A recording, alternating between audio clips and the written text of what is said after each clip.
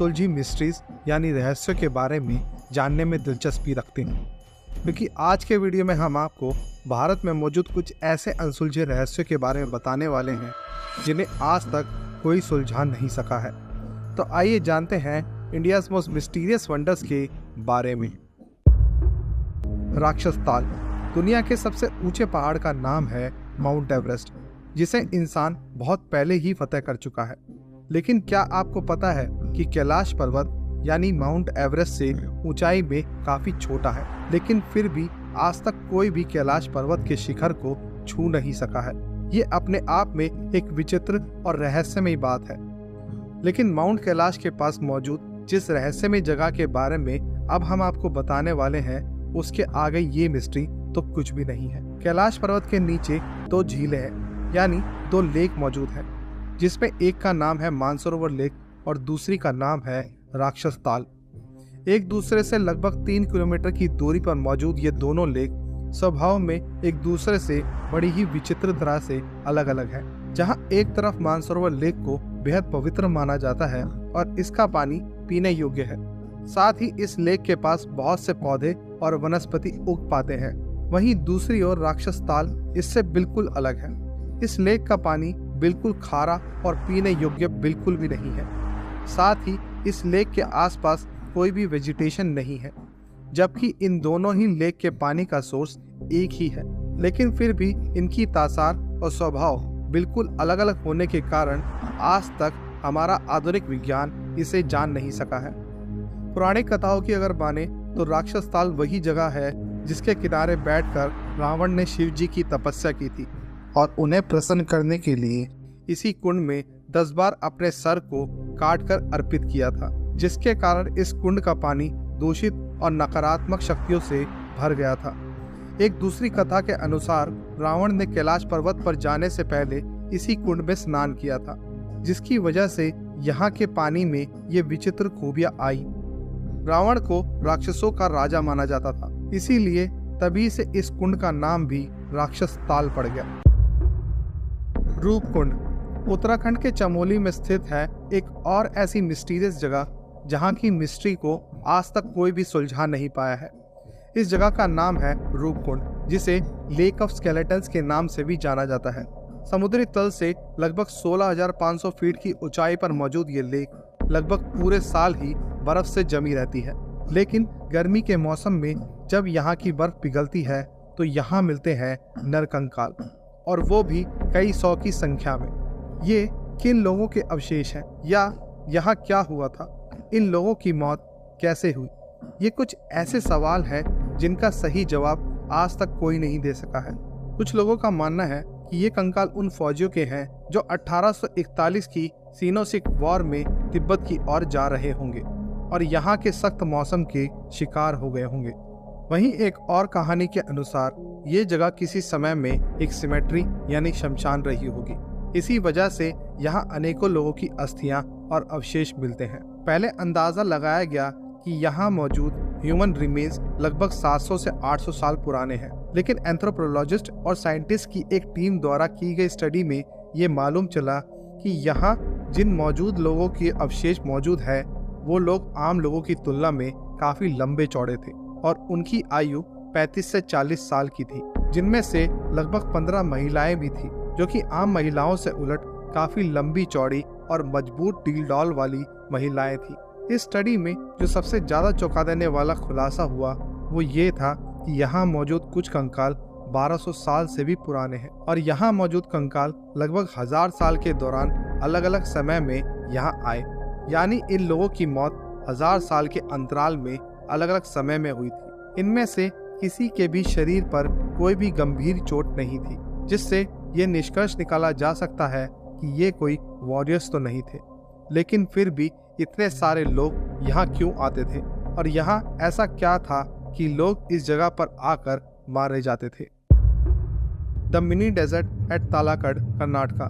जब भी आप साउथ इंडिया के बारे में सुनते हैं तो आपके मन में क्या दृश्य आते हैं? शायद आप भी खूबसूरत जंगल, वनस्पति, ऊंचे पहाड़ और बेशुमार हरियाली को इमेजिन करते होंगे। पर क्या आप जानते हैं कि दक्षिण भारत में एक विचित्र और बेहद मिस्टीरियस रेगिस्तान भी मौजूद है? ये अजूबा मौजूद है कर्नाटका में और इस जगह का नाम है तालाकड़ या तालाकाड़ो।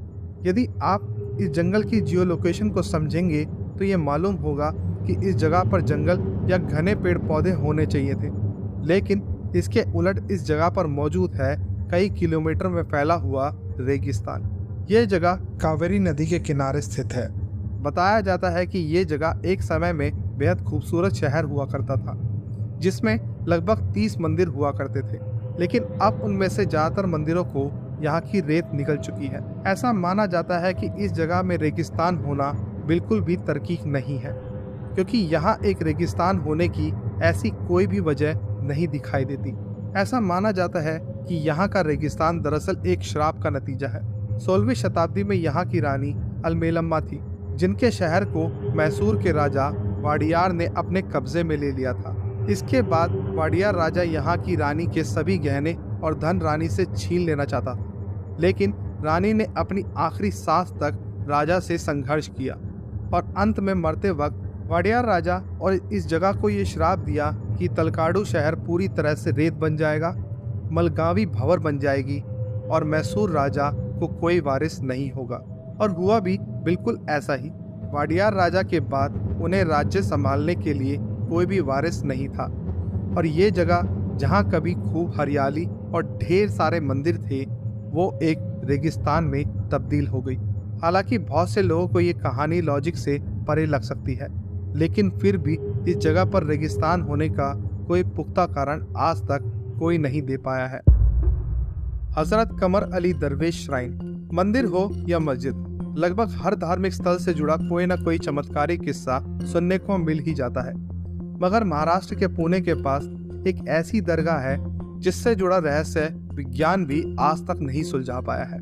मुंबई से करीब 16 किलोमीटर दूर पुणे बेंगलुरु हाईवे पर शिवपुरी गांव में मौजूद कमर अली शाह दरवेश की दरगाह में एक रहस्यमय पत्थर है, जिसे देखने लोग दूर दूर से आते हैं। दरअसल इस दरगाह परिसर में एक पत्थर मौजूद है जिसका वजन लगभग 90 किलो बताया जाता है, जिसे उठाना और देर तक उठाए रखना किसी आम व्यक्ति के बस के बाहर है। लेकिन अगर इसी पत्थर को 11 लोग एक साथ हजरत कमर अली दरवेश का नाम लेकर अपनी एक उंगली से उठाते हैं तो ये पत्थर बहुत ही हल्का महसूस होता है। ऐसा लगता है कि मानो ये पत्थर खुद ब खुद हवा में तैरने लगता है। लेकिन अगर 11 से कम या 11 से ज्यादा लोग इस काम को करने की कोशिश करें तो ये पत्थर 10 से मस नहीं होता। इतना ही नहीं, यदि कोई पत्थर को उठाते वक्त यदि कोई व्यक्ति हजरत कमर अली का नाम नहीं लेता तो ये पत्थर उसी व्यक्ति की तरफ झुकने लगता है। ये ऐसी मिस्ट्री और करिश्मा है जिसे देखने के लिए लाखों लोग यहाँ पर आते हैं और इस करिश्मे को देखकर आश्चर्यचकित रह जाते हैं। कैलाश टेम्पल महाराष्ट्र के चंदन नगरी हिल्स पर मौजूद है हमारी लिस्ट का अगला अजूबा, जो कि एलोरा की गुफाओं का हिस्सा है और जिसका नाम है कैलाश टेम्पल। इस मंदिर की विशेषता ये है कि इसे एक सिंगल पीस ऑफ रॉक से बनाया गया है, यानी ये सिर्फ एक चट्टान को काट कर बनाया हुआ ऐसा चमत्कार है जिसे आज तक हमारा मॉडर्न आर्किटेक्चर भी समझ नहीं पाया है। आमतौर पर जब किसी भी मंदिर या इमारत को बनाया जाता है तो सबसे पहले उसकी नींव का निर्माण किया जाता है, लेकिन इस मंदिर को ऊपर से नीचे की ओर काट काट कर बनाया गया है और इस पूरे मंदिर में कहीं भी कोई भी जोड़ नहीं है। तो क्या उस समय के लोगों के पास आज से भी ज़्यादा एडवांस टेक्नोलॉजी और ज्ञान था? इस जगह की इससे भी ज़्यादा चौंका देने वाली बात यह है कि जब इतनी बड़ी शिला को काट कर इस मंदिर को बनाया जा रहा था तब इसमें से कई लाख टन पत्थर निकाले गए होंगे, लेकिन इस जगह के आसपास कई किलोमीटर में आज तक ऐसा कोई पत्थर नहीं मिला है जिसे इस शिला से कटा हुआ हिस्सा माना जा सके। आखिर इतने सारे पत्थर जो इस मंदिर को बनाते समय यहाँ से निकाले गए होंगे वो सब कहाँ गए? क्या इतने भारी भरकम पत्थरों को यहाँ से हटाकर कहीं बहुत दूर ले जाया गया था, जो कि बिल्कुल भी लॉजिकल नहीं लगता?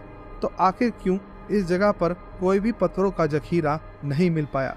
ये कुछ ऐसे सवाल हैं जिनका जवाब किसी के पास नहीं है।